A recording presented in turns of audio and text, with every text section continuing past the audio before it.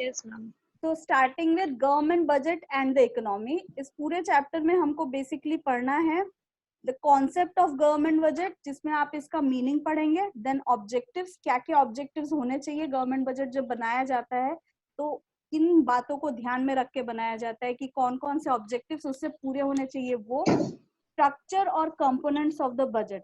Component मतलब उसके क्या क्या पार्ट्स होते हैं, जैसे अभी मैंने आपको बताया कि इनकम और जो एक्सपेंडिचर होता है वो दोनों इसके पार्ट्स होते हैं, उसके और क्या क्या सब पार्ट्स होते हैं वो पढ़ेंगे हम।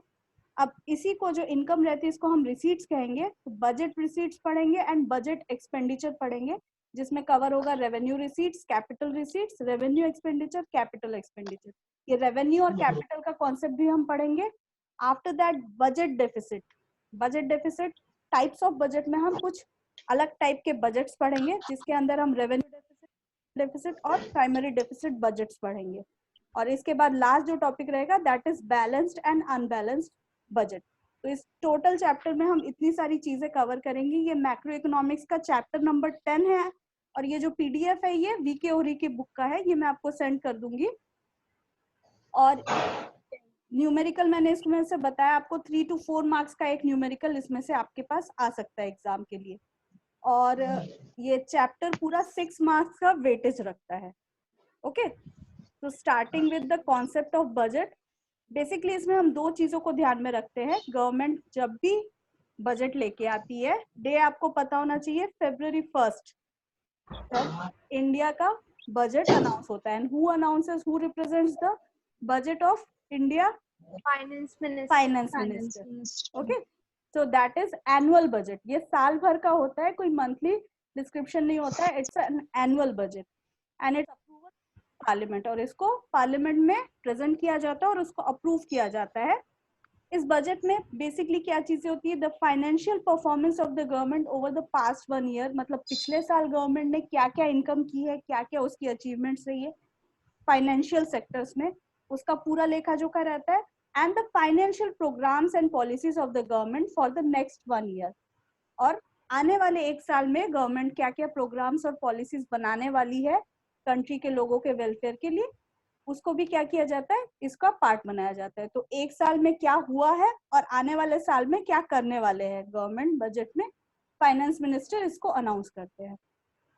ओके, अब अगर हम फाइनेंशियल परफॉर्मेंस की बात करें, जो कि ये फर्स्ट पार्ट है, it is more like a description of what happened during the past 1 year, मतलब पिछले एक साल में क्या हुआ उसी के ऊपर ध्यान दिया जाता है। Focus is placed largely on the other parts of the budget, describes programs and policies of the government for the next 1 year, और आने वाले साल में क्या होने वाला है, पॉलिसीज क्या क्या लानी चाहिए, इन सब के बारे में डिस्कस किया जाता है। The one more thing is also there, the programs and policies of the government as presented in the budget are known as budgetary policies। जो भी बजट में पॉलिसीज गवर्नमेंट डिसाइड करती है या बताती है finance minister, that is called budgetary policies. Budget में उन पॉलिसीज को लाया जाता है, that is why it is called budgetary policy of the government. इसको और एक नाम है, that is fiscal policy. Okay, fiscal से मतलब है बेसिकली मनी से रिलेटेड जो भी मामले होते हैं वो सारी पॉलिसीज। तो इसके भी दो एस्पेक्ट होते हैं, अभी जो मैंने बताया था revenue aspect and one more expenditure aspect. Okay, revenue का मतलब होता है जो इनकम हो रही है गवर्नमेंट की, और एक्सपेंडिचर का मतलब जो वो खर्च करने वाले हैं।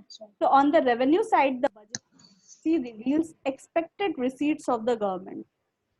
ओके, बजटरी पॉलिसी में जो भी रिसीट्स रहेंगी वो रेवेन्यू के साइड में आएगी। On the expenditure side reveals the expected expenditure of the government, और एक्सपेंडिचर साइड में जो भी गवर्नमेंट के खर्चे होने वाले हैं उन सारी चीजों को बताया जाता है, जैसा कि आपका किसमें रहता है, अकाउंट्स में भी। Okay, so it is by managing the budgetary revenue and budgetary expenditure that the government tries to achieve growth with stability। Budget बनाने का जो एक एम होता है वो होता है ग्रोथ किया जाए फाइनेंशियली कंट्री का, और साथ में स्टेबिलिटी के साथ, मतलब ऐसा ना हो कि ग्रोथ तो है लेकिन कभी ग्रोथ बहुत ज्यादा है, कभी ग्रोथ बहुत कम है। एक स्टेबल पोजीशन पे क्या होनी चाहिए, ग्रोथ होनी चाहिए, इकोनॉमिक ग्रोथ। तो budget is statement of expected receipts and expected expenditure. देखो यहाँ पे रिसीट और एक्सपेंडिचर तो हमें पता है गवर्नमेंट बजट के ये पार्ट होते हैं, लेकिन इसमें एक टर्म हमने ऐड कर दिया expected. Why we have added that expected? क्योंकि हम आने वाले एक साल के लिए बता रहे हैं कि क्या क्या रिसीट्स हमारे पास आएंगी और क्या क्या एक्सपेंडिचर गवर्नमेंट करने वाली है। ओके, लाइक दिस ईयर का जो इस साल का बजट आया था उसमें कहीं पे भी क्या मेंशन था कि कोरोना या कोविड-19 के लिए गवर्नमेंट को इतना खर्चा करना पड़ेगा? No ma'am. ये अनएक्सपेक्टेड था। ठीक है, तो एक्सपेक्टेड एक्सपेंडिचर वो एक्सपेंडिचर्स होते हैं जो हमारे प्लान रहते हैं, जो हमको पता ही है कि जैसे हमारे गवर्नमेंट एम्प्लॉयज है तो उनको हमको इतना क्या देना पड़ेगा, सैलरी देना ही पड़ेगा, हमको इतना भत्ता देना पड़ेगा, जो जो अलग अलग टाइप्स के फंड्स रहते हैं वो गवर्नमेंट द्वारा डिसाइडेड रहते हैं। Okay, so for the financial year to come, that is why it is called expected, that reveals budgetary policy of the government to achieve the twin objective and stability. तो twin objective क्या रहता है budget का? Growth and stability. हमेशा financially क्या किया जाता है, बजट इस तरीके से बनाया जाता है कि हमारी ग्रोथ हो सके। ओके, अब अगर हम इसकी डेफिनेशन देखें या मीनिंग अगर हम 2 लाइन में लिखना चाहे तो it is given, government budget is a statement of expected receipts and expected expenditure of the government for the financial year to come, आने वाले साल के लिए, that reveals budgetary policy of the government to achieve the twin objective of growth and stability, जो किसको define करेगी? Growth and stability को भी डिफाइन करेगी। Any doubt in the meaning? No ma'am. No ma'am. Clear? Yes. Now we are starting the second topic, that is objective of government budget. कभी भी कोई काम किया जाता है तो उसके कुछ ऑब्जेक्टिव्स रहते हैं। जैसे आप ये क्लास, इसका एक ऑब्जेक्टिव है कि आपको गवर्नमेंट बजट के बारे में क्या हो सके, जितनी आपको नॉलेज की जरूरत है अकॉर्डिंग टू योर सिलेबस वो आपको प्रोवाइड की जा सके। ठीक है, इसी तरीके से जो गवर्नमेंट बजट बनाया जाता है उसका ऑब्जेक्टिव होता है अलग अलग। यहाँ पे 7 ऑब्जेक्टिव्स आपको दिए हैं जो हम डील करेंगे अभी। The first one is GDP growth. हमें बहुत अच्छे से पता है कि किसी भी कंट्री का जो भी फाइनेंशियल ग्रोथ है या अचीवमेंट है वो हम जीडीपी के थ्रू डिसाइड करते हैं। तो GDP growth is the central objective of the government in budgetary policy. Budgetary policy में इस तरीके की पॉलिसीज बनाई जाती है कि हमारी जीडीपी जो है वो बढ़ सके। अगर किसी सेक्टर में हमारा जीडीपी का ग्रोथ कम है तो उस सेक्टर का जीडीपी ग्रोथ बढ़ सके, इसके लिए ध्यान दिया जाता है। तो by making public investment expenditure, इसमें 2 तरीके से काम किए जाते हैं। पहला होता है पब्लिक इन्वेस्टमेंट एक्सपेंडिचर, होता है by inducing private investment expenditure. ठीक है, पब्लिक इन्वेस्टमेंट एक्सपेंडिचर का मतलब क्या होगा? यहाँ पे पब्लिक के ऊपर इन्वेस्टमेंट की तरफ जो खर्चे किए जाएंगे ताकि क्या हो सके, वेलफेयर हो सके। दूसरा होगा by inducing private investment expenditure, जैसे टैक्स रिबेट सब्सिडीज, इसकी तरह से क्या किया जा सके, गवर्नमेंट की तरफ से लोगों को रियायत मिल सके। ठीक है, छूट मिल सके कुछ। ओके, और इन सब का बेसिक ऑब्जेक्टिव क्या रहता है कि हमारा जो जीडीपी है वो ग्रोथ हो सके। Clear?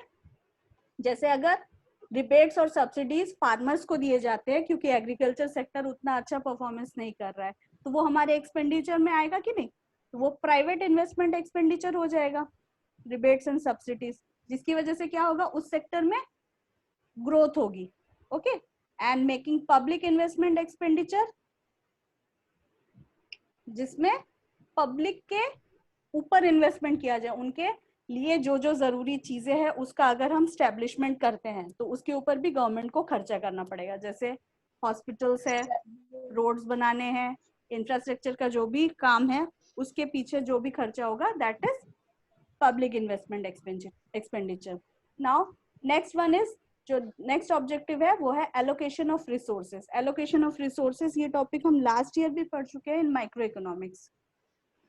Yes, ma'am. Anyone can remind that? Distribution of resources. No, allocation.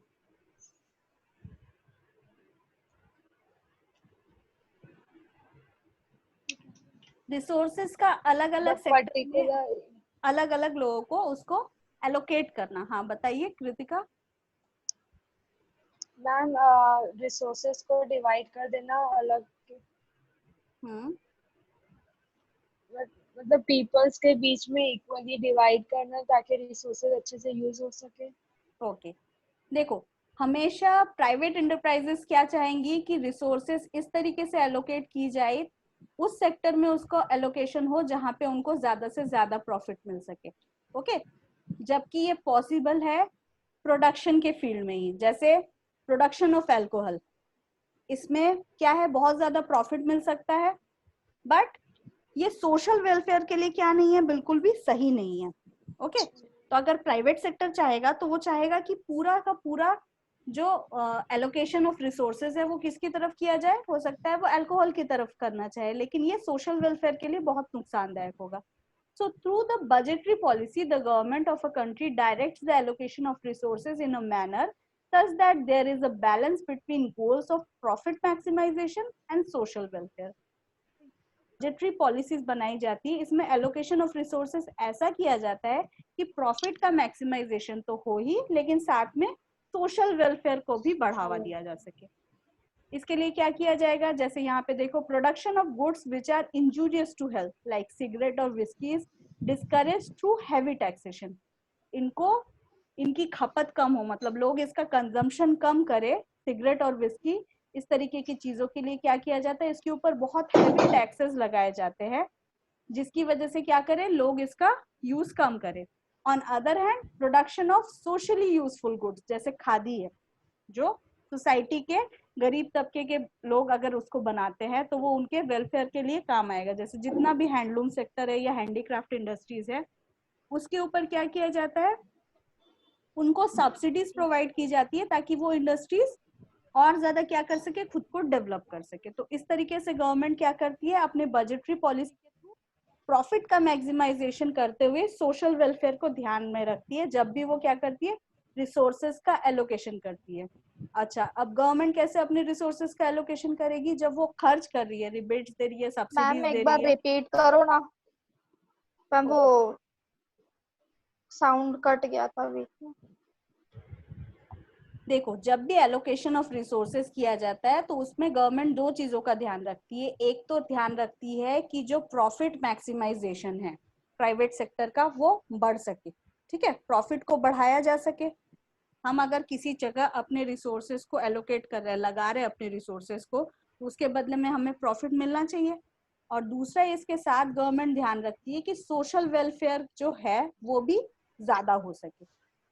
Private sector अगर चाहेगी तो वो सिर्फ प्रोडक्शन को बढ़ा के अपना प्रॉफिट ज्यादा लेना चाहेगी, लेकिन वहीं पे गवर्नमेंट क्या चाहेगी कि सोशल वेलफेयर भी हो, लोगों का भी भला होना चाहिए। जैसे कि सिगरेट और विस्की के प्रोडक्शन के टाइम पे इसके ऊपर हैवी टैक्सेस लगाए जाते हैं, ज्यादा से ज्यादा टैक्सेस लगाए जाते हैं। क्यों? ज्यादा टैक्सेस लगने की वजह से इसकी प्राइसेस हाई होगी तो लोग इसका कंजम्पशन कम करेंगे, और टैक्सेस गवर्नमेंट को ज्यादा मिलेगी तो गवर्नमेंट उस पैसे को क्या कर पाएगी, लोगों के ऊपर खर्च कर पाएगी। ठीक है, इसलिए एलोकेशन ऑफ रिसोर्सेज को बहुत ध्यान देकर क्या करती है गवर्नमेंट, डिसाइड करती है। इसमें दो एस्पेक्ट को लेती है, एक प्रॉफिट मैक्सिमाइजेशन और दूसरा social welfare. Clear? Yes ma'am. Now next is provision of public goods. Supply and demand forces in a market economy do not allow enough production of public goods. These goods are those goods which satisfy collective needs of the people. ठीक है, कुछ ऐसे भी goods होते हैं जो लोगों की सेटिस्फेक्शन के लिए जरूरी होते हैं, मतलब उनकी जो नीड्स होती है उसको सेटिस्फेक्शन के लिए जरूरी होती है। Like law and order and defence of the country are important examples of public goods. ठीक है, जैसे लॉ एंड ऑर्डर है या डिफेंस है, ये भी क्या है, पब्लिक गुड्स ही है। अगर ये लॉ एंड ऑर्डर और डिफेंस सिस्टम नहीं होगा तो क्या नहीं हो पाएगा, हम प्रॉपर तरीके से अपनी लाइफ को लीड नहीं कर पाएंगे। So it is through budgetary allocation of funds that these goods are sufficiently provided to people. तो इन सब चीजों के ऊपर भी गवर्नमेंट को क्या करना पड़ता है, खर्च करना पड़ता है। तो अपने बजट में वो पब्लिक गुड्स के हिसाब से लॉ एंड ऑर्डर के मेंटेनेंस, डिफेंस के मेंटेनेंस, इन सब के ऊपर भी क्या करती है गवर्नमेंट, अपना प्रोविजन रखती है, खर्च करती है। तो ध्यान में रखती है कि जो जो चीजें जरूरी है, सिर्फ सामान बनाना उसका कंजम्पशन करना ही तो नहीं है, बहुत सी ऐसी सर्विसेज भी होती है जो जिसकी हमें जरूरत पड़ती है। इन सारे पब्लिक सेक्टर्स की जो सर्विसेज हमें प्रोवाइड की जाती है उसको भी ध्यान में रखते हुए बजट को बनाया जाता है। Okay, next, redistribution of income and wealth. Budget of the government shows its comprehensive exercise on the taxation and subsidies. हमको ये तो बहुत अच्छे से पता है ना कि गवर्नमेंट का जो भी इनकम होता है बेसिकली वो टैक्सेस से ही आता है गवर्नमेंट के पास। Yes ma'am. ठीक है, तो government uses fiscal instruments of taxation and subsidies with a view of improving the distribution of income and wealth in the economy. Redistribution of income and wealth का मतलब है कि जो इनकम का गैप है लोगों के बीच में, एक डिस्टेंस जो है उसको धीरे धीरे क्या किया जाए, कम किया जाए। जो डिस्ट्रीब्यूशन ऑफ इनकम में कमी है, जो रिच है वो ज्यादा रिच ना हो और जो पुअर है वो ज्यादा पुअर ना हो। इसको करने के लिए क्या करती है government, equitable distribution of income and wealth is a sign of social justice. Social justice लाने का मतलब है समाज के लिए, सोसाइटी में जितने भी अलग अलग टाइप के लोग हैं उन सबको क्या दिया जाए, प्रॉपर जो भी फैसिलिटीज मिलनी चाहिए वो सबको मिलनी चाहिए। तो which is principal objective of any welfare state as in India. हर एक कंट्री क्या चाहती है कि उनके यहाँ जितने भी सोसाइटी में, चाहे वो पुअर हो चाहे वो रिच हो, उन सबको बराबर क्या मिले, वेलफेयर मिले। तो distribution of income and wealth is improve in 2 ways. इसको जो गैप है रिच और पुअर के बीच का गैप, इसको हटाने के लिए गवर्नमेंट 2 तरीका यूज करती है। पहला है by imposing taxes on rich, मतलब जो अमीर है उनके ऊपर ज्यादा से ज्यादा टैक्सेस लगाए, क्यों, क्योंकि वो एबल है उन टैक्सेस को पे करने के लिए। और दूसरा, giving subsidies to the poor, और पुअर को क्या दिया जाए, ज्यादा से ज्यादा सब्सिडीज प्रोवाइड की जाए, छूट प्रोवाइड की जाए, ताकि वो क्या कर सके, अपनी डेली नीड्स को कंप्लीट कर सके। दूसरा तरीका है supplying food grains to BPL population at a low price, और इसके साथ ही क्या किया जाता है, बिलो पॉवर्टी लाइन जो लोग रहते हैं, below poverty line, that is called BPL population, उन्हें फूड ग्रेन्स प्रोवाइड किए जाते हैं बहुत ही लो प्राइस पे। इसके अलावा free distribution of LPG connection to the poor people, ये सब भी क्या है, उनको बेनिफिट देने के लिए। मतलब सिर्फ उनको छूट नहीं मिलती, सब्सिडीज नहीं मिलती, बल्कि कई तरीके के अलग भी पर्क्स गवर्नमेंट उनको प्रोवाइड करती है। इस तरीके से क्या होता है, जो इनकम का जो गैप है रिच और पुअर के बीच, उसको गवर्नमेंट धीरे धीरे कम करने की कोशिश करती है। तो बजट का एक ऑब्जेक्टिव ये भी रहता है। यहाँ तक क्लियर है? Yes ma'am. Yes ma'am. Yes ma'am. Now next one is balanced regional growth. अलग अलग रीजन के हिसाब से हम इकोनॉमीज को डिवाइड करते हैं, ठीक है। The budgetary policy places development of backward regions in the country. आपको पता है कुछ अलग अलग इकोनॉमिक रीजन्स होते हैं या जोन्स होते हैं। पूरी कंट्री को सिर्फ एक बराबर इकोनॉमिक जोन में हम काउंट नहीं करेंगे, हम अलग अलग जोन्स के हिसाब से उसको अलग अलग तरीके से काउंट करेंगे। जैसे अर्बन एरिया है या हमारे पास रूरल एरिया है, उनका अलग अलग क्या रहेगा, डेवलपमेंट रहेगा, इकोनॉमिक डेवलपमेंट। उसी तरीके से कुछ रीजन्स बैकवर्ड रहते हैं। जैसे अगर आप मेट्रो सिटीज में चले जाए या बड़े शहरों में चले जाए तो वहां पे आपको क्या मिलेगा, ज्यादा इकोनॉमिक एस्टेब्लिशमेंट मिलेगा। लेकिन वहीं पे आप किसी गांव में चले जाइए, आप कुछ ऐसे स्टेट्स को ले सकते हैं जैसे उड़ीसा है, बिहार है, झारखंड है, जहाँ पे हम मानते हैं बिहार, इन सब में हम मानेंगे कि अभी भी वो इकोनॉमिकली उतने स्टैब्लिश नहीं है जितना महाराष्ट्र है, ठीक है, या केरला है, तमिलनाडु है। तो इस हिसाब से उसको अलग अलग रीजन्स में डिवाइड किया जाता है। So this is achieve through liberal tax laws of the backward regions. तो गवर्नमेंट इस चीज को बराबरी पे लाने के लिए क्या करती है, जो बैकवर्ड रीजन्स है, जैसे जितना भी छत्तीसगढ़ को भी माना जाता है क्योंकि यहाँ पे बहुत सारे ट्राइबल कम्युनिटीज बस्तर के एरिया में रहते हैं, ठीक है।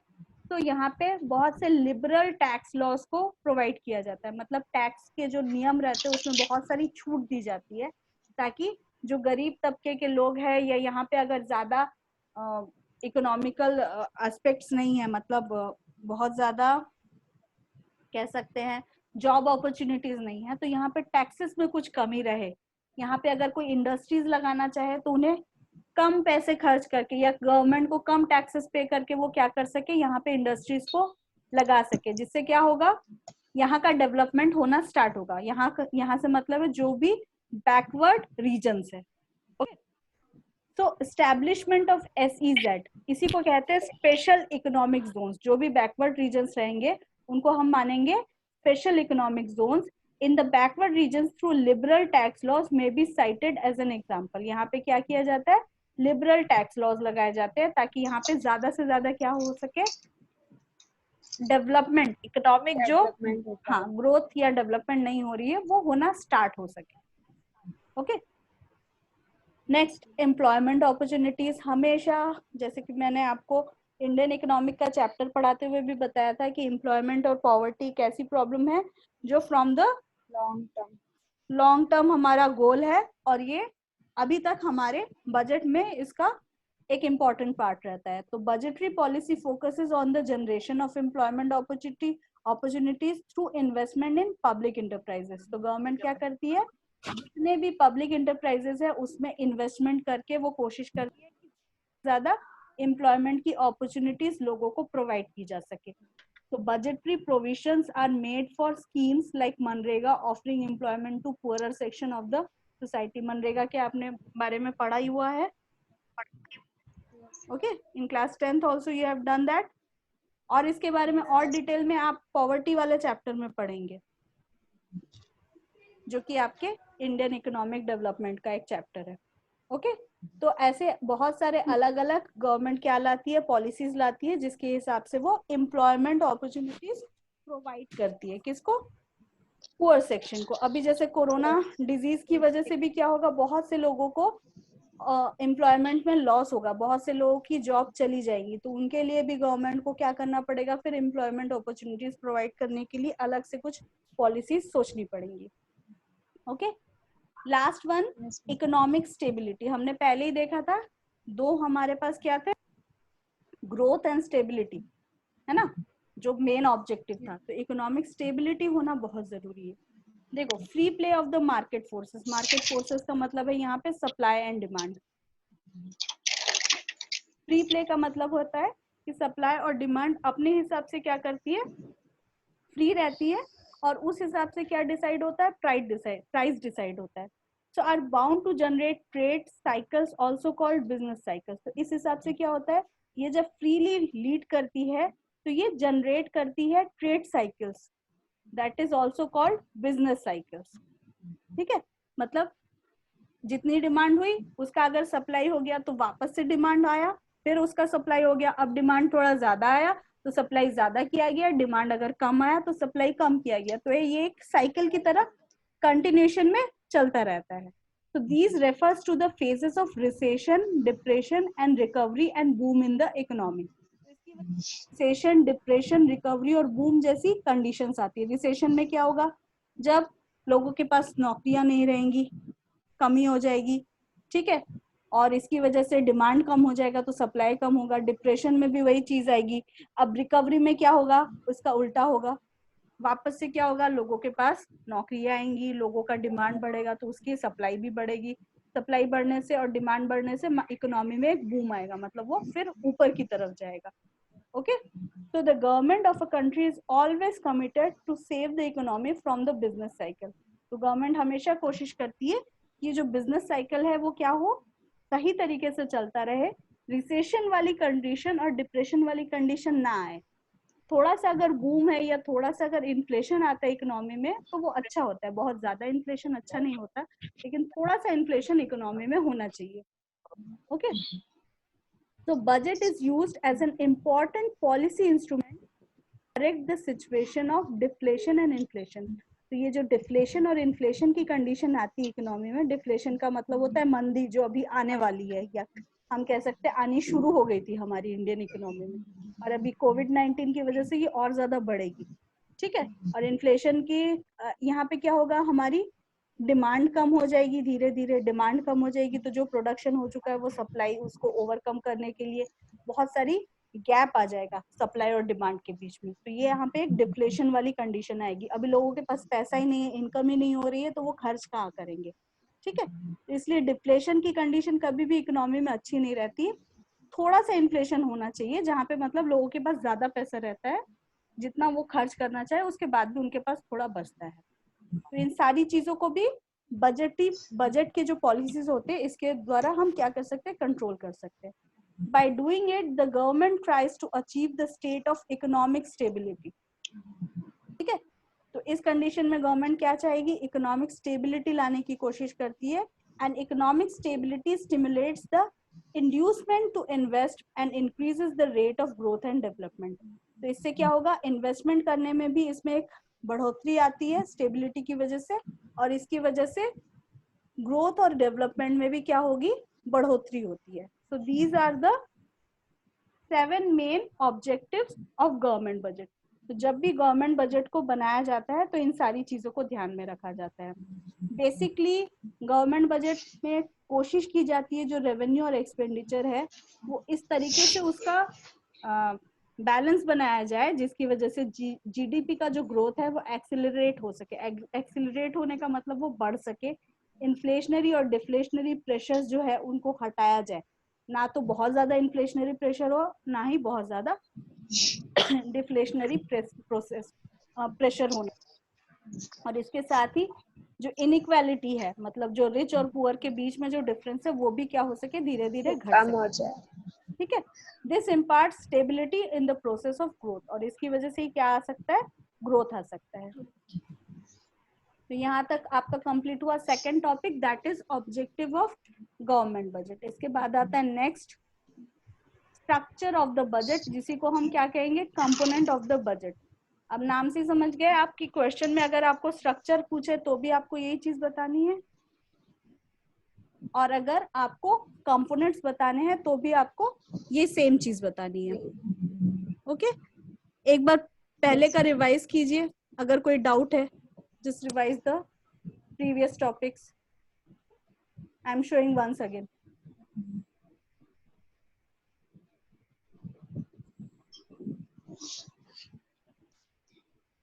GDP growth, allocation of resources, provisions of public goods,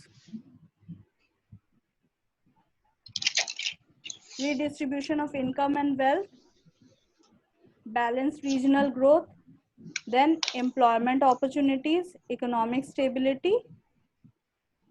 All 7 points are clear? Ma'am एक बार प्रोविजन फॉर पब्लिक गुड समझा दो ना।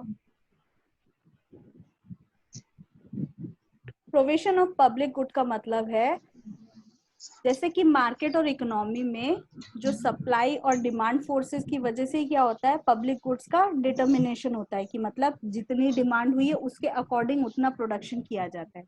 तो इन गुड्स और सर्विसेज के साथ ही कुछ कलेक्टिव नीड्स होती है, इसके अलावा भी लोगों की नीड्स होती है। जैसे हमारे सोशल हेल्पर्स रहते हैं, ठीक है, जिन्हें कम्युनिटी हेल्पर्स भी कहते हैं, लाइक पुलिस, डॉक्टर्स। ओके, इस तरीके के जो लॉ एंड ऑर्डर या डिफेंस के जो चीजें होती है ये भी पब्लिक गुड्स, ये पब्लिक गुड्स बेसिकली ये सर्विसेज है। तो इन सर्विसेज को भी ध्यान में रख के क्या किया जाता है, बजट में खर्चा डिसाइड किया जाता है कि इस पर्टिकुलर सेक्टर के ऊपर गवर्नमेंट कितना खर्चा करेगी।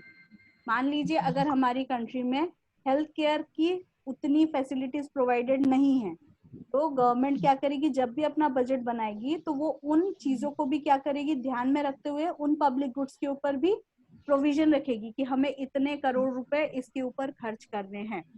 अगर हमारे यहाँ एजुकेशन की प्रॉब्लम है तो उसके पीछे गवर्नमेंट के बजट में हर साल क्या रहता है कि एजुकेशन के सिस्टम को और बेटर करने के लिए गवर्नमेंट खर्च करती है। वैसे ही health, education, law and order, जो हमारा डिफेंस है, तीनों जो डिफेंस के सेक्टर से, इनके ऊपर भी गवर्नमेंट बजट का एक बहुत बड़ा पार्ट क्या होता है, खर्च किया जाता है। अगर हम इसको खर्च नहीं करेंगे तो हमारी जो पूरी सोसाइटी है, पूरी कंट्री के लोग सही तरीके से लीड नहीं किया जा सकेगा। ठीक है, तब इन लोगों के लिए अलग से हाँ, बजट का पार्ट बजट का पार्ट रखा जाता है। तो ये भी पब्लिक गुड्स के अंदर में आते हैं, जितने भी सर्विसेज है ना, जैसे लॉ एंड ऑर्डर है, डिफेंस है, इसके अलावा जैसे हॉस्पिटल्स आ गए, डॉक्टर्स आ गए, Yes, ma'am. टीचर्स आ गए, तो ये सारे जो सोशल वर्कर्स है ये भी एक्चुअली पब्लिक गुड्स या मतलब हम कह सकते हैं पब्लिक सर्विसेज प्रोवाइड करते हैं। ठीक है, Yes, ma'am. और किसी को कोई डाउट?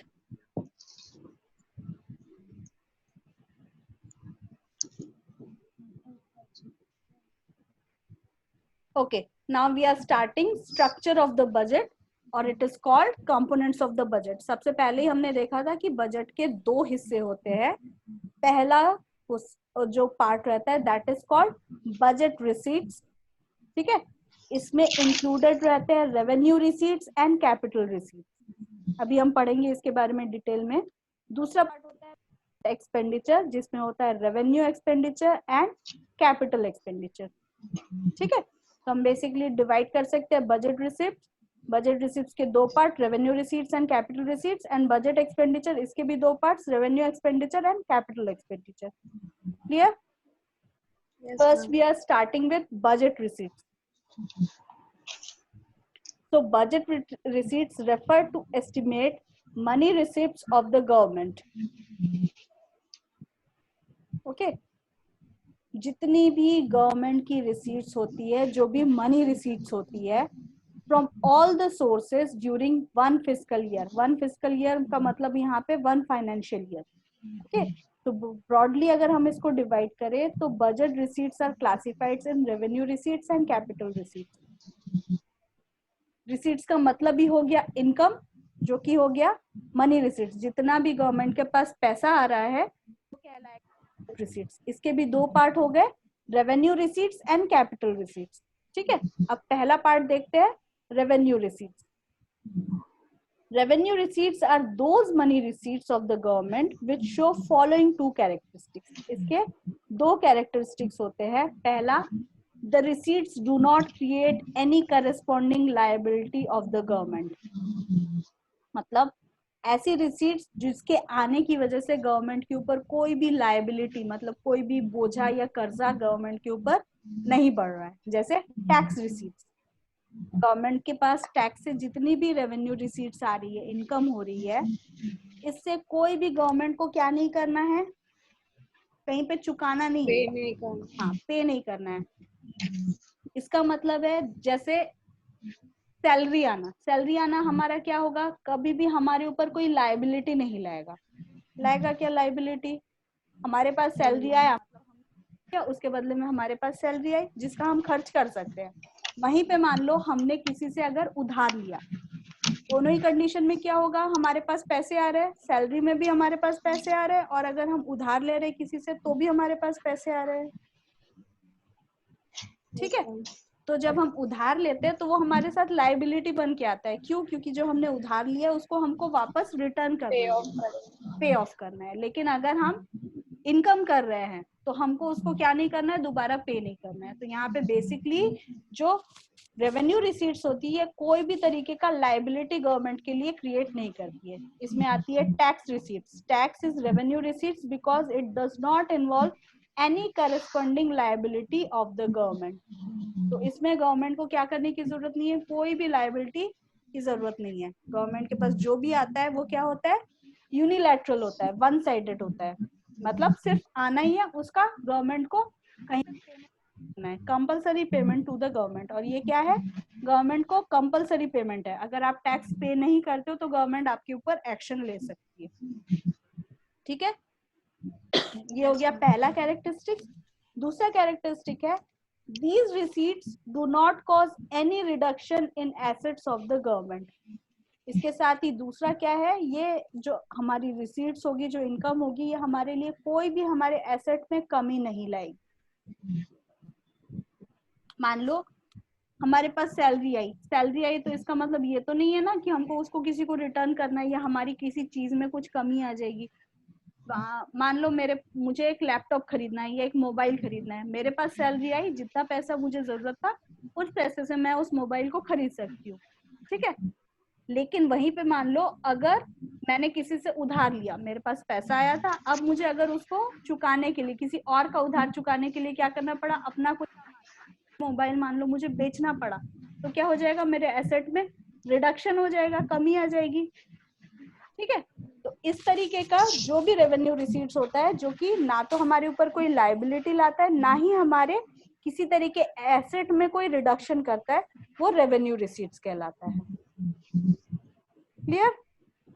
एग्जाम्पल भी देख लो, tax receipts do not lead to any reduction. Tax receipt की वजह से गवर्नमेंट को कोई भी क्या नहीं करना पड़ता, रिडक्शन नहीं होता उनके एसेट्स में। In contrast, if government receives money by selling its share of some company, Air India, it causes reduction in assets of the government. These are therefore not be treated as revenue receipts. इसी तरीके से मान लो अगर government क्या करती है, पैसे कमाती है कहाँ से, अपना जो शेयर है, अपना जो हिस्सा है किसी कंपनी में, जैसे कि एयर इंडिया के शेयर उसने क्या कर दिए, प्राइवेट सेक्टर को सेल आउट कर दिए। इसकी वजह से उसके एसेट में पैसा तो आ गया गवर्नमेंट के पास, लेकिन हाँ एसेट में क्या हो गया, रिडक्शन हो गया। तो इस टाइप के जो खर्चे होंगे या इस टाइप की जो इनकम होगी, ये रेवेन्यू रिसीट्स नहीं होती। तो these are therefore not be treated as revenue receipts. अब शॉर्ट में हम कह सकते हैं, revenue receipts of the government are those money receipts which do not create a liability for the government and as well do not lead to reduction in assets of the government, और ना ही government के assets में कोई क्या करते हैं, वो कमी लाते हैं। ओके, इन दोनों की मीनिंग आपको याद रखनी है, दोनों नहीं चारों के, revenue receipts, capital receipts, revenue expenditure, capital expenditure, इनके डेफिनेशंस भी आपको पता होना चाहिए। ओके, अब जरा देख लो रेवेन्यू रिसीट्स को हम कैसे डिवाइड कर सकते हैं। तो ब्रॉडली इसको हम डिवाइड कर सकते हैं tax receipts and non tax receipts. Revenue receipts होती है मतलब जिसमें उनको कोई ना तो कोई लायबिलिटी बढ़ती है गवर्नमेंट की और ना ही उसका कोई रिडक्शन होता है एसेट्स में। ठीक है, टैक्सेस में आ जाता है income tax, corporation tax, state tax, gift tax, custom duty, excise duty, GST. ठीक है, जितने भी तरीके के टैक्सेस हैं वो सारे आ जाएंगे टैक्स रिसीट्स में। इसके अलावा कुछ अलग से रिसीट्स होती है, जैसे fees, fines, escheat, special assessment, income from public enterprises, income from the sale of spectrum like 2G and 3G, grants, donations. ठीक है, पहले एक एक करके हम इसको डील करते हैं। पहले हम देखते हैं tax receipt. A tax is compulsory payment to the government by the household firms और अदर इंस्टीट्यूशनल यूनिट्स। ठीक है, टैक्स की आपको मीनिंग पता होनी चाहिए। So the tax not expect any service और benefit from the government in return. हम जो भी टैक्स पे करते हैं उसके बदले में हम गवर्नमेंट से कोई भी बेनिफिट की उम्मीद नहीं रख सकते। और ये क्या है, कंपलसरी पेमेंट है जो कि इंडिविजुअल और हाउस होल्ड क्या करती है, प्रोवाइड करती है गवर्नमेंट को, मतलब रिटर्न में देती है। अच्छा, इसके बाद टैक्सेस को हम बेसिकली दो तरीके के टाइप्स में डिवाइड कर सकते हैं। पहला है प्रोग्रेसिव एंड रिग्रेसिव टैक्स, दूसरा है वैल्यू एडेड और स्पेसिफिक टैक्सेस, और तीसरा है direct and indirect taxes. I believe tax के बारे में आपने अपने अकाउंटेंसी के चैप्टर्स में पढ़ा होगा, पढ़ा है या नहीं पढ़ा है? जीएसटी पढ़ा है। सिर्फ जीएसटी पढ़ा है? जीएसटी पढ़ा है। ओके, चलो अब थोड़ा देख लीजिए। पहला तो है प्रोग्रेसिव एंड रिग्रेसिव टैक्स, इसको हम एग्जांपल से समझ लेते हैं। Progressive tax is progressive when its rates of tax increases and with an increase in income। इसका मतलब है जैसे जैसे इनकम बढ़ती जाती है उस हिसाब से अगर टैक्स भी बढ़ता जाता है तो वो क्या कहलाएगा, प्रोग्रेसिव टैक्स। इसका एग्जांपल देख लो, tax rate is 10% of income between 2 to 5 lakh. अगर आपकी इनकम, सालाना इनकम 2 लाख से 5 लाख के बीच है तो आपको टैक्स रेट 10,000 पे करना पड़ेगा, और अगर आपकी इनकम 5 लाख से 10 लाख के बीच में है तो आपको 15% पे करना पड़ेगा। इस तरीके से जैसे जैसे इनकम बढ़ती जाएगी वैसे वैसे टैक्सेस अगर बढ़ते जा रहे हैं तो ये क्या कहलाएगा, प्रोग्रेसिव टैक्स। प्रोग्रेस का मतलब ही होता है आगे बढ़ना। ठीक है, इस तरीके से याद रखना। प्रोग्रेस मीन्स आगे की तरफ लीड करना। तो अगर हमारी इनकम बढ़ रही है तो हमारे टैक्सेस भी बढ़ते जा रहे हैं। Now come to the second one, that is regressive tax. इसका मतलब होगा it causes a greater real burden on the poor.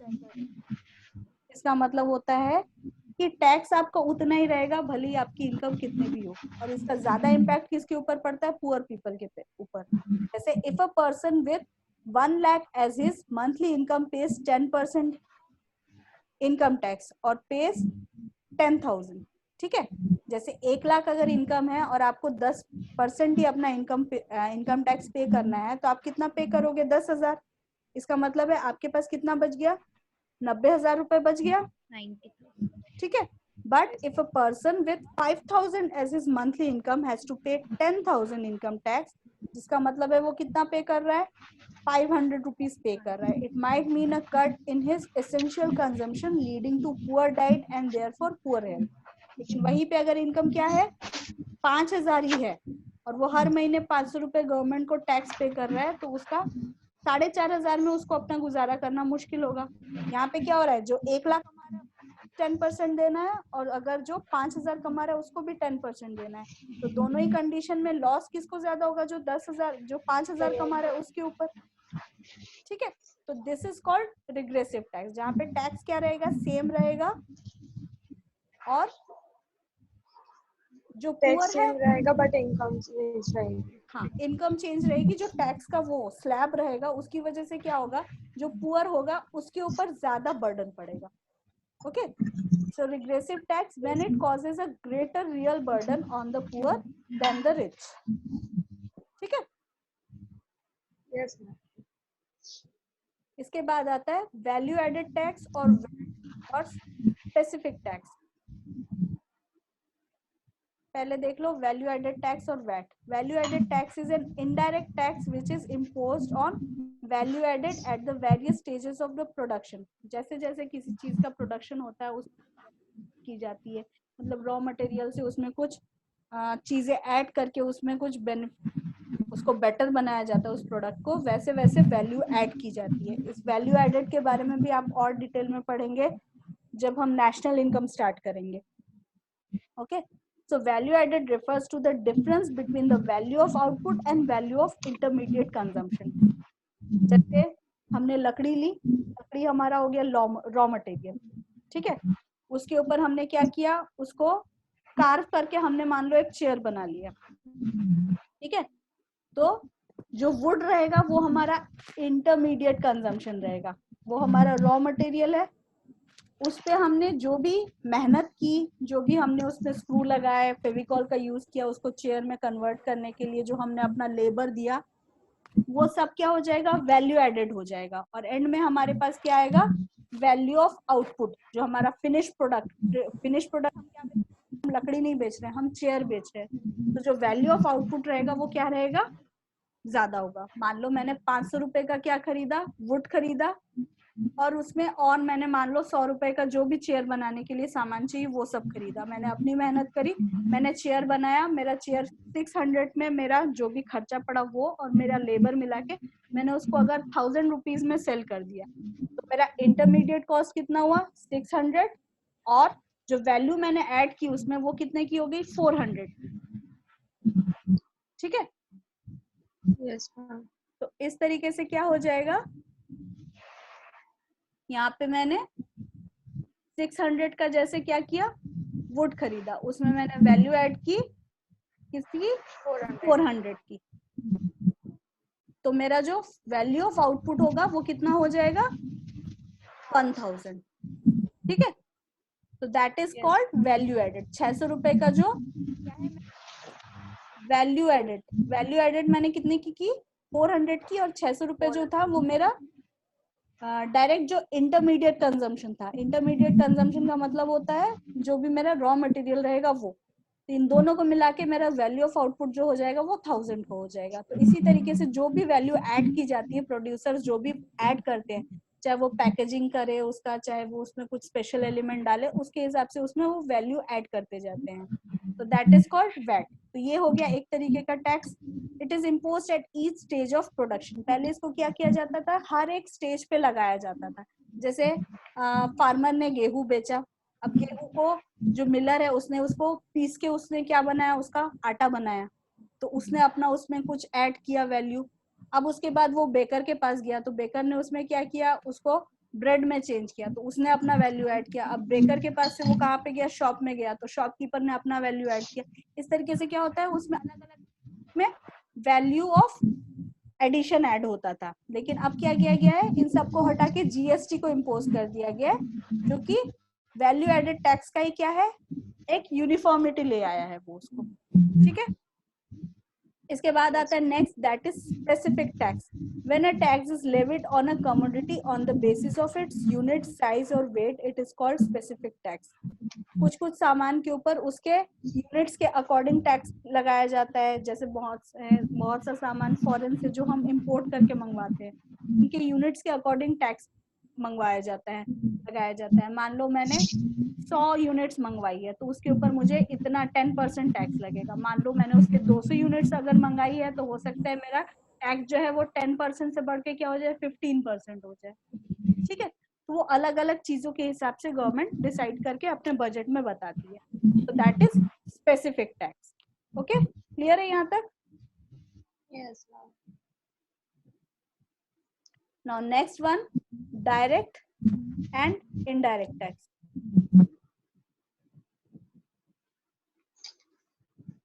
Okay, direct tax is the one of the final burden of which borne by person on whom it is imposed. मतलब जिसके ऊपर tax लगाया गया उसी के ऊपर उसका क्या पड़ता है, डायरेक्ट इफेक्ट पड़ता है। इसका एग्जांपल है इनकम टैक्स। ये किसके ऊपर लगाया जाता है, जिस इंसान ने इनकम की है उसी के ऊपर इसको इम्पोज किया जाता है। मतलब ऐसा नहीं है कि आपके फादर के इनकम हुआ है लेकिन उसका टैक्स आप पे करोगे। ठीक है, तो जिसने इनकम की है उसी को इसका बर्डन क्या करना पड़ता है, बियर करना पड़ता है। तो the burden of tax can not be shifted to any other person. So income tax, corporation tax, gift tax, wealth tax are example of direct tax. Corporation tax मतलब जो भी आप बिजनेस कर रहे हैं उसके अकॉर्डिंग आपको गवर्नमेंट को टैक्स पे करना पड़ेगा। अगर आपको कोई गिफ्ट दिया है किसी ने, तो गिफ्ट मिला है तो आप उसका टैक्स पे करोगे। वेल्थ टैक्स, अगर आपके पास एक पर्टिकुलर अमाउंट से ज्यादा रुपए है तो आप उसका भी क्या करोगे, टैक्स पे करोगे गवर्नमेंट को। तो these are direct tax.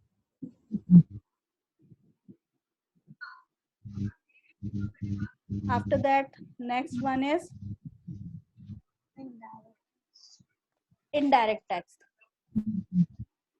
It is one whose initial burden or impact in one person, but he succeeds in shifting the burden to another person.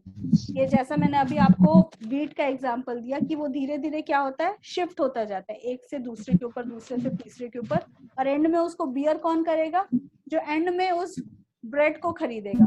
तो वो जितना पैसा पे करेगा उसका हिस्सा किसके पास चला जाएगा, पहले वो शॉपकीपर के पास जाएगा, फिर वो बेकर के पास जाएगा, बेकर से वो मिलर के पास जाएगा, मिलर से वो फार्मर के पास जाएगा।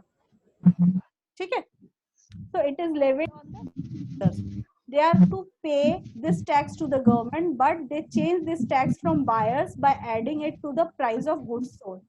ये पे किसको करना पड़ता है, जो भी प्रोड्यूसर है उसको पे करना पड़ेगा। तो इसलिए वो क्या करते हैं, इन टैक्स को बायर्स के ऊपर इम्पोज कर देते हैं। वो धीरे धीरे इसको शिफ्ट करते जाते हैं और एंड में इसको पे कौन कर रहा है, जो कंज्यूमर है। ठीक है, तो कंज्यूमर के पास से जो उसको एक्स्ट्रा पैसा मिल रहा है उससे वो क्या कर रहा है, टैक्स को पे कर रहा है। Okay, so that is called indirect tax. Basically हम कह सकते हैं indirect tax is imposed on one person but paid partly or wholly by another. ठीक है, लेकिन इसको पे कोई दूसरा करता है। Now difference between direct tax and indirect tax, ये आप लोग पढ़ लेंगे या इसको बताना पड़ेगा, जस्ट रीड इट, पूछिए अगर कोई डाउट है। हम पढ़ लेंगे। रीड इट अगर कोई डाउट है।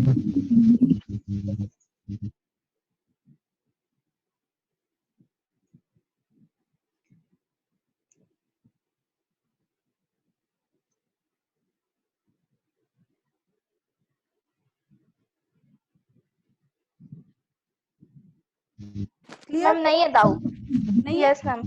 Okay, no ma'am. रिग्रेसिव इसलिए होता है इनडायरेक्ट टैक्स क्योंकि ये सबके ऊपर एक जैसे लगता है। आप अगर ब्रेड खरीदने जाओगे तो वो एक करोड़पति को भी जिस रेट पे बेचेगा, एक पुअर इंसान को भी उसी रेट पे बेचेगा। ठीक है, इसलिए वो क्या कहलाता है, रिग्रेसिव होता है इसका जो नेचर होता है। ओके, इसके बाद आ जाते हैं नॉन टैक्स रिसीव्स पे, जो हमने लिस्ट देखी थी। फर्स्ट है इसमें fees. Fee is a payment of the government for the services that it renders to the people. जैसे land registration fees, birth, death registration fees, passport fees, etc. हम जो भी सर्विसेज गवर्नमेंट से लेते हैं उसके बदले में हम उनको कुछ पेमेंट करते हैं, so that is called fee. Fee is not a payment for commercial services. इसके अलावा कोई भी अगर commercial services हम लेते हैं, किसी एक का माइक डिस्टर्ब कर रहा है, कमर्शियल सर्विसेज के ऊपर इसको इम्पोज नहीं किया जाता है। It is payment of administrative and judicial services provided to the people. जैसे हम लाइसेंस बनवाने जाते हैं तो उसके लिए हम जो भी फी पे करते हैं, ये सारी चीजें क्या कहलाएंगी, fees.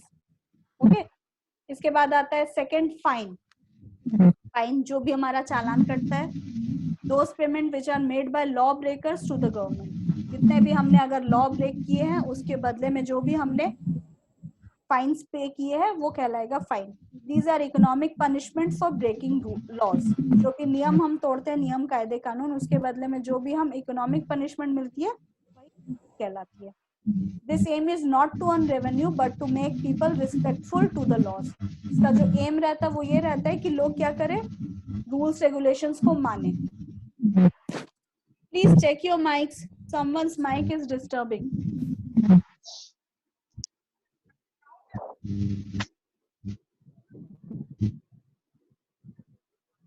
Okay. After that, next one is escheat. It refers to that income of the state which arises out of the property left by the people without a legal heir. जैसे किसी इंसान की अगर डेथ हो जाती है और वो अपनी प्रॉपर्टी छोड़ जाते हैं और उनके बाद उनका कोई भी लीगल अथॉरिटी लेने वाला कोई भी वारिस नहीं रहता है, कोई सक्सेसर नहीं रहता है, तो वो गवर्नमेंट क्या करती है, उस प्रॉपर्टी को अपने कंट्रोल में ले लेती है। That is called estate. Okay, so that is estate. There are no of such property, the government makes revenue out of it. और गवर्नमेंट इससे क्या करती है, अपना रेवेन्यू क्रिएट करती है। मैम आपकी आवाज क्लियर नहीं आ रही है, ये दूसरा साउंड। अभी क्लियर है? हाँ मैम। ओके, एस्टेट का मतलब है कुछ ऐसे लोग जिनके कोई भी सक्सेसर नहीं है, उनका कोई भी वारिस नहीं है और उनकी डेथ हो जाती है और उसके बाद उनकी जो प्रॉपर्टी है गवर्नमेंट उसको क्या कर लेती है, टोटली अपने कंट्रोल में ले लेती है।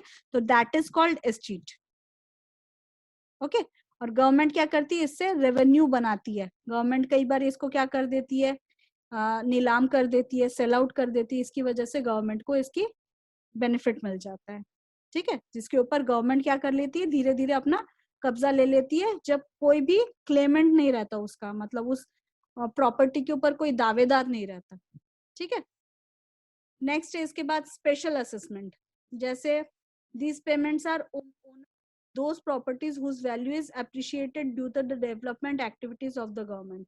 मान लीजिए आपने कहीं पे एक जमीन खरीदी है जहाँ पे कोई ड्रेनेज सिस्टम नहीं है या इलेक्ट्रिसिटी नहीं है, लेकिन धीरे धीरे क्या हो गया, वहाँ पे ड्रेनेज सिस्टम भी गवर्नमेंट ने बना दिया, वहाँ पे इलेक्ट्रिसिटी भी प्रोवाइड कर दी गई और धीरे धीरे गवर्नमेंट क्या करेगी, उन सारी चीजों को जो उसने प्रोवाइड किए उसके बदले में आपसे टैक्सेस लेंगी। तो that is called special assessment. उसके लिए या फिर अगर आपको आप नए एक एरिया में क्या कर रहे हैं, इलेक्ट्रिसिटी पोल्स लगवाना चाहते हो, तो आपको उसके लिए गवर्नमेंट को कुछ पैसे पे करने पड़ेंगे ताकि वो वहां पे क्या करे, इलेक्ट्रिसिटी डिपार्टमेंट आके वहां पे पोल लगाए। ठीक है, सो यहाँ पे एक एग्जांपल दिया है, as a result of construction of roads और प्रोविजन ऑफ सीवरेज सिस्टम और construction of drains etcetera, value of the neighbouring property और इट्स रेंटल वैल्यू अप्रिशिएट्स। कई बार ऐसा भी होता है कि पहले से ही वहां पे क्या है, ये सारी फैसिलिटीज प्रोवाइडेड है, इसकी वजह से उसके आसपास के कुछ प्लॉट्स की प्राइस बढ़, गवर्नमेंट को उन लोगों को जो उसके ओनर रहेंगे दूसरे प्लॉट्स के, उनको स्पेशल असेसमेंट का जो प्राइस है वो गवर्नमेंट को पे करना रहता है। सो that is called development expenditure. और ये ओनर के साइड से क्या किया जाता है, स्पेशल असेसमेंट के तौर पे प्रोवाइड किया जाता है गवर्नमेंट को। नेक्स्ट इसके बाद है इनकम फ्रॉम पब्लिक एंटरप्राइजेस। बहुत से एंटरप्राइजेस होते हैं जो गवर्नमेंट के हैं, जैसे इंडियन रेलवेज है, फिर नांगल फर्टिलाइजर फैक्ट्री है, Indian Oil, BSP Bhilai steel plant. So इनमें जो प्रॉफिट मिलता है इससे, इसका भी जो इनकम का सोर्स रहता है ये भी गवर्नमेंट के, ओके, इन पब्लिक सेक्टर से, जैसे भेल है। नेक्स्ट है इसके बाद income from the sale of spectrum like 2G and 3G। जैसे 2G 3G किस में है, ये टेलीकॉम सेक्टर में जो इंटरनेट के लिए स्पेक्ट्रम यूज हुए थे, इसका जब गवर्नमेंट को उन्होंने क्या की, गवर्नमेंट ने private sector authority sell out की थी, इसकी वजह से गवर्नमेंट को इनकम मिली थी। Again someone's mike is disturbing. Ma'am वो कृतिका का माइक है। कौन है? मैम कृतिका का था। Okay. Okay, so this is income from the sale of spectrum like 2G and 3G. Government ने जैसे ही 2G और 3G स्पेक्ट्रम के राइट्स प्राइवेट सेक्टर को बेचे, तो उसकी वजह से गवर्नमेंट को इनकम मिली। Clear? Next one is grant and donations. कई बार गवर्नमेंट को ग्रांट्स और डोनेशंस भी मिलते हैं, ये भी उसके रेवेन्यू का एक सोर्स होता है। It is very common for the people to offer donation and grants to the government when there are natural calamities like earthquake, floods, famines। ठीक है, कभी भी नेचुरल कैलेमिटीज होती है तो कई बार गवर्नमेंट को बहुत सारे ग्रांट्स प्रोवाइड किए जाते हैं। अभी जैसे इनका अटैक हुआ है, तो इसकी वजह से आप देखेंगे बहुत सारे लोग क्या कर रहे हैं, डोनेट कर रहे हैं अलग अलग तरीके से। तो ये ग्रांट्स और डोनेशन हम किसको दे रहे हैं, गवर्नमेंट को ही दे रहे हैं। ठीक है, और गवर्नमेंट इसका यूज कहाँ पे कर रही है, इस प्रॉब्लम से उबरने के लिए जो भी तरीके यूज कर रही है गवर्नमेंट, उसके ऊपर उसका खर्च कर रही है। सो ये ग्रांट्स एंड डोनेशंस भी क्या है, सोर्स ऑफ रेवेन्यू होता है गवर्नमेंट के लिए। ओके, यहाँ पे आपका क्या कंप्लीट हुआ, revenue receipts, tax receipts and non tax receipts, ये दोनों पार्ट्स कंप्लीट हुए। इसके बाद आता है कैपिटल रिसीट्स। मैं आपसे एक सजेशन चाहूंगी, आप लोग आज यहीं तक करेंगे, फिर नेक्स्ट क्लास में आगे करें, क्योंकि अगर अभी मैं कैपिटल रिसीट्स आपको बता दूंगी तो आप कंफ्यूज हो जाएंगे। मैं आपको ये पूरा पीडीएफ सेंड कर रही हूँ, तो आप मुझे बताइए आज मुझे क्लास लेंगे या नेक्स्ट ट्यूसडे क्लास लूँ मैं फिर? नेक्स्ट आज हम यहीं तक रोकते हैं, रेवेन्यू रिसीट्स तक, क्योंकि इससे ज्यादा करने से फिर आप लोग कंफ्यूज हो जाएंगे। Yes, So in next class, I will start from capital receipts. Okay. Yes. Okay. So I'm ending the class now.